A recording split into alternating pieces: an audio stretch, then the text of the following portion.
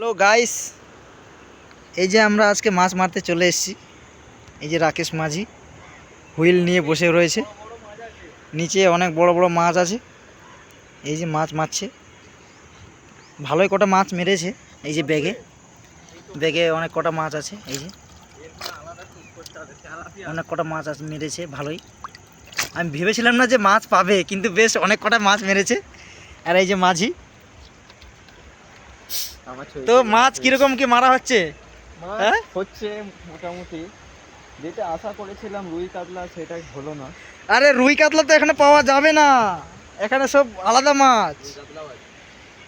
কিন্তু জায়গাটা খুব সুন্দর, এখানে নদী আছে, এই যে ব্রিজ, এটা হচ্ছে পিম্পিলগাঁও।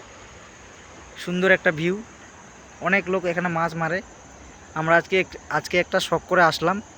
ছোটখাটো লাগে নাকি? এই যে এখানে সুন্দর স্রোত, একটা নদী, দারুণ সুন্দর ভিউ।